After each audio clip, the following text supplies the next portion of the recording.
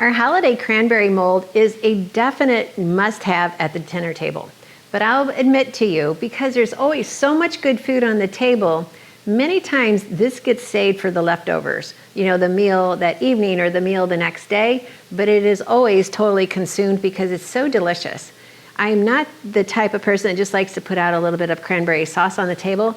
I love this recipe so much more. It's not hard to make. It has all of the flavors that you're looking for to enjoy it. Just a really good dish, and I know you're gonna love it.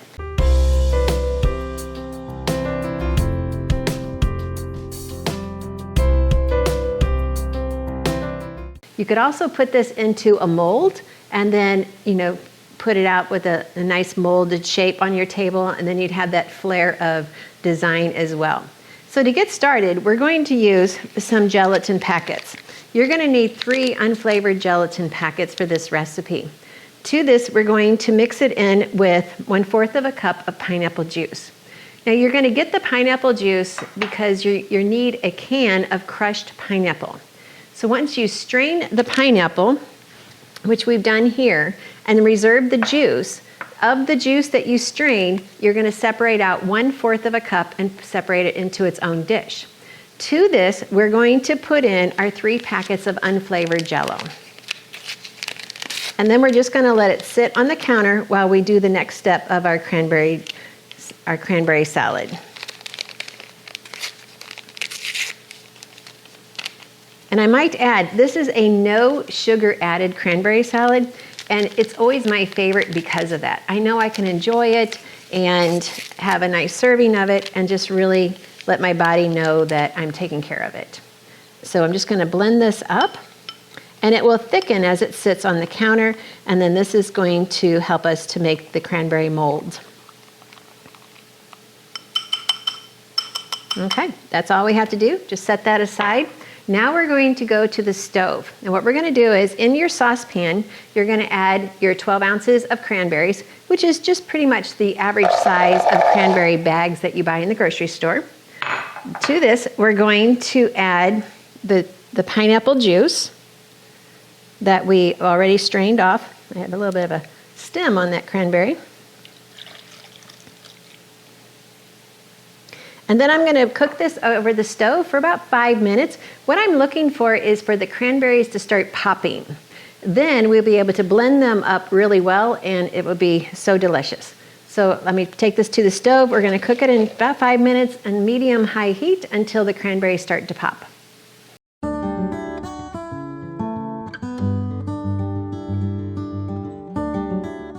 We're going to add in 1 cup of celery and some chopped apples. So the apples are kind of small this season, so I'm doing 2. And I already have it in the blender, and you can see you can roughly chop it up, and then we can just do the rest of the chopping with this blender.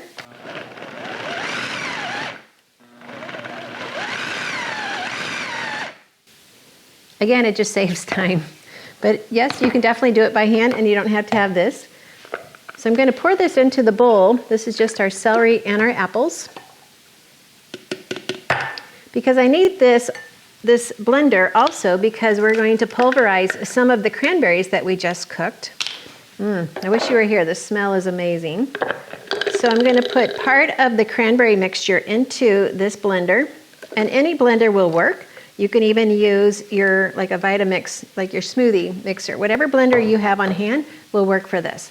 Then we're going to add in our just roughly chopped oranges. We're going to blend that into our mix. And then we're going to blend that up.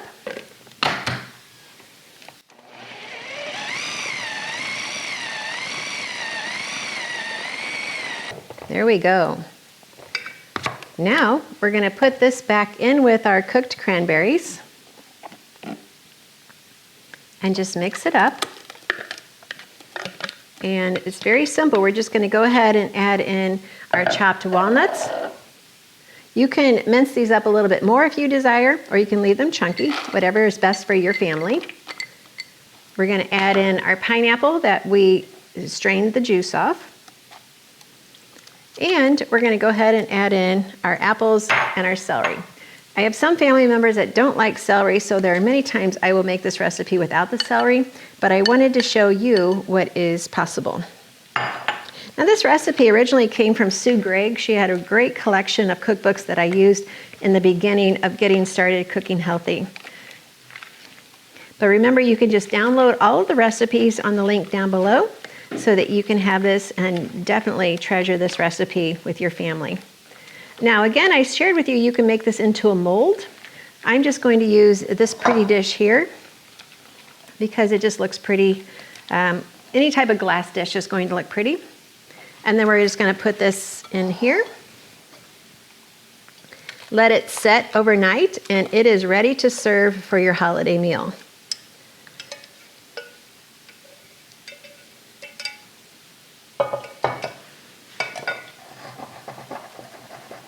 And there we have our cranberry relish dish.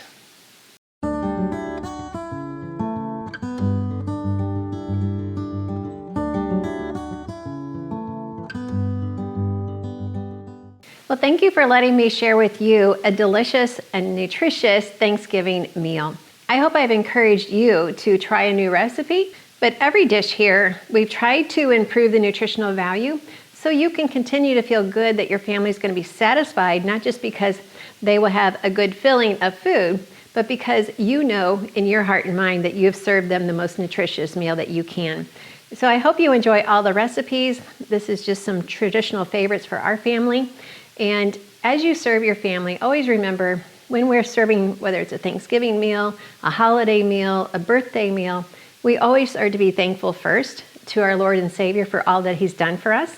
And then always be thankful to everyone in your family for who they are and being a part of the family. Well, thank you for letting me share this with you and sharing with you God's recipe for excellent health, which always includes 3 ingredients. Number 1, help you be confident in the kitchen. Well, we definitely did that today. Confident with your health, we improved the nutritional value of some favorite recipes. And most importantly, confident in understanding how much God loves you. With an amazing, everlasting love, He's loved you from the moment of conception, and He made you just as He wanted you to be. And He has a special purpose just for you.